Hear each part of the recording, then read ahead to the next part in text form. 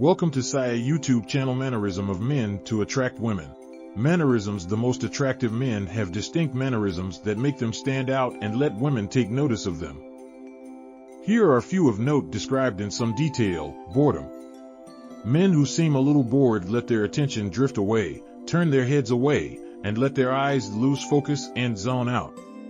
The reason this seems attractive and powerful is that it communicates a man has already been there, done that, a desirable trait as that you are experienced and seasoned. People also tend to work harder to keep the attention of and impress a man who seems somewhat bored if he is a strong and able man.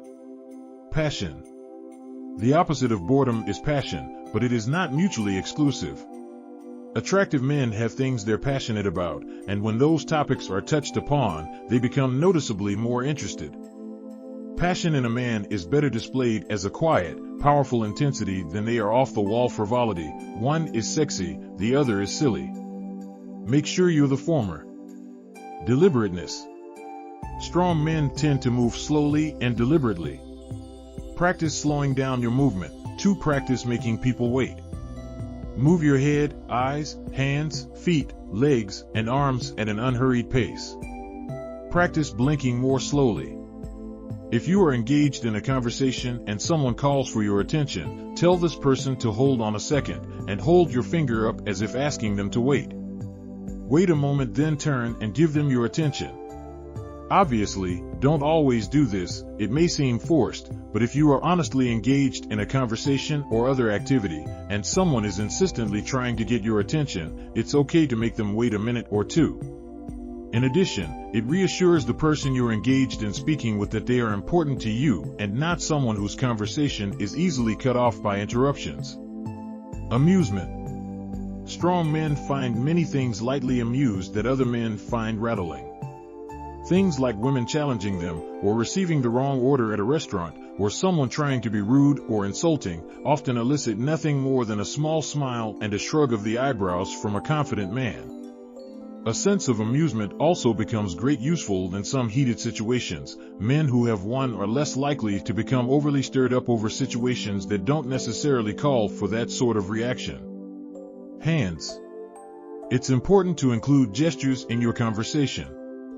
Use hand movement to emphasize points you're making in conversation, but also be sure not to overdo it, e.g. to not be flamboyant, overly expressive, etc. The use of mild gestures adds spice to your conversations. Touch. Touch is covered later in this book, but for now keep in mind that it is important to physically connect with people. Touch communicates closeness, familiarity, and facilitates bonding. Such contact can be essential to developing stronger connections, as you're making a positive comment about a person, as you greet a woman, or even as you reach the point of your story. Other body fundamentals. There are few other practical body-related fundamentals things to take into consideration. Teeth. Make sure your teeth are whitened. You can be whitening strips at the grocery store, and dentists offer even better treatments for a little bit more money. If you can afford it, and you need it, get braces to straighten your smile. 1 year of braces can mean straight teeth and a perfect smile for a lifetime. Hair. Many men don't think about it, but hair is a big part of how good you look. If you've been getting $10 haircuts since you were little, now is the perfect time to consider something more interesting. Do a search to find the top-rated salon in your town, and go there. If you can, book an appointment with a male stylist. Hard to say why, but men just seem to be better at cutting and styling men's hair than women. Tell your stylist you want something edgy and sexy, but safe for work, if you have an office position, and tell him he's got creative freedom, he's the artist, your hair is the canvas. The only requirement is that you want to look good. Weight. If you weigh a little more than you should, it's actually rather easy to lose weight, contrary to what many of the modern diet fads would have you believe. Simply begin tracking all the food you eat every day and what portion sizes, and look up how many calories are in each serving of each food you're consuming. Then start restricting yourself to, say, 1,800 calories a day. You will start losing a healthy pound or two a week. That's 4 to 8 pounds a month, which adds up fast.